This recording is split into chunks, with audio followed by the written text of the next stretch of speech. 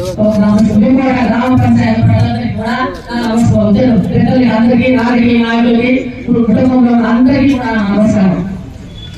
మరియు ప్రజలు ఇచ్చిన బాధ్యతలు 5 సంవత్సరాలు విజయవంతంగా పూర్తి చేశాను. ఈ సమయంలో మన బీపాట్లో ఎన్నో అభివృద్ధి కార్యక్రమాలు చేశాము. ఆ అభివృద్ధికి పంపిన ప్రతి ఒక్కరికి అభినందనలు. పంచాయతీ వార్డు మంత్రులందరూ సహకారంతో వీకోటి అభివృద్ధిలో నడిపించాము. మనం చేసిన అభివృద్ధిలో వీరందరూ కూడా భాగస్వామి.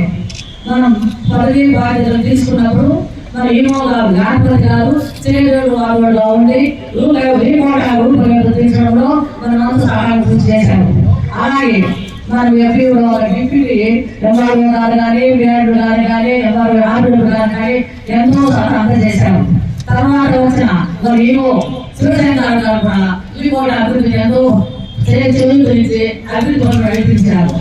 ఇప్పుడున్న ఈవో నరేష్ గారు కూడా అభివృద్ధి కార్యక్రమాల్లో నాకు పూర్తి సహాయం అందజేసి ఈ కూడా అభివృద్ధికి తోడ్పడ్డారు. అదిపోతే ఈ గ్రామ పంచాయతీ ప్రజలందరూ కూడా మమ్మల్ని అభిమానించి ఆదరించి నిలిచి మీకందరికీ నేను తెలుసుకున్నాను. ఇకపోతే మేము ఉన్నంత వరకు మీ సహకారాలు ప్రతి ఒక్కరికి మీరు ఎదుగుతున్నారు. ఈ వీకోట గ్రామ ప్రజలందరూ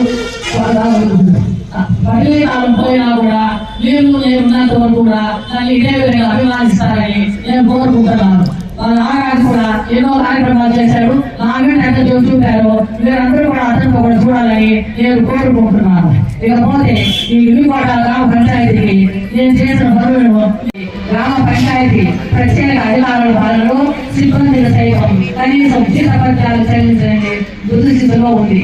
ఎన్నికల్లో ప్రజలు నాపై నమ్మకం ఉంచి రాష్ట్రంలోనే అత్యధిక మెజారిటీలో 4,600 ఓట్లతో సర్పంచ్ గారిని గెలిపించారు. వారందరికీ నా నమస్కారాలు. మీ ఆశీస్సులతో నేను వీకోట వేద గ్రామ పంచాయతీ సర్పంచ్ గా బాధ్యతలు స్వీకరించి ఆనాటి నుండి నేటి వరకు ప్రత్యేక ప్రణాళికలతో గ్రామ పంచాయతీని అభివృద్ధి పనులు నడుపుకుంటూ వస్తున్నాను. ప్రజలు అందించిన ఈ పదవి నేటితో ముగినున్నది. ఈ 5 ఏళ్ల పాలనలో గ్రామ పంచాయతీ పనులు నేను చేసిన అభివృద్ధి సంక్షేమ కార్యాలను మీ ముందు ఉంచదశాను.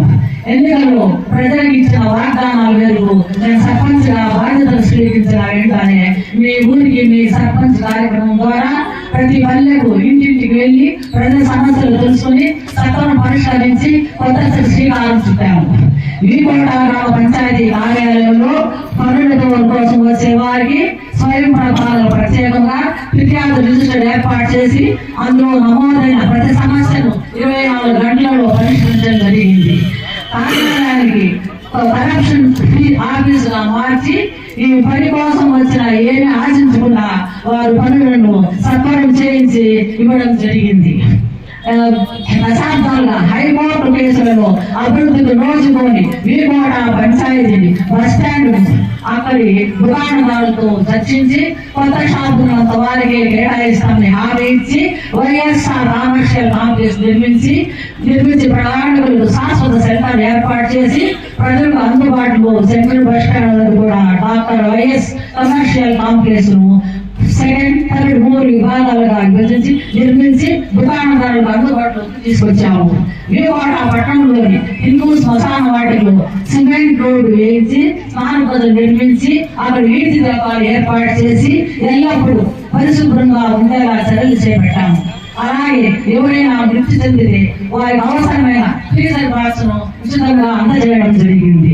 అలాగే ముస్లిం శ్మశాన వాటిలో సిమెంట్ రోడ్లు వీధి దీపాలు ఏర్పాటు చేయడం జరిగింది.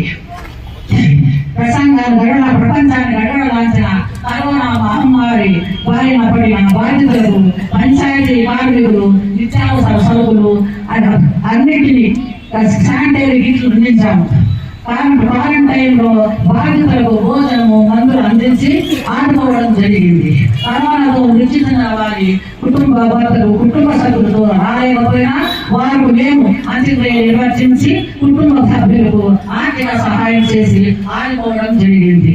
నేను సర్పంచ్ గా బాధ్యతలు స్వీకరించిన మొదటి రోజే కాజీపేటలో సిమెంట్ రోడ్డును భూమి పూజ చేసి అభివృద్ధి శ్రీకారం చుట్టాము.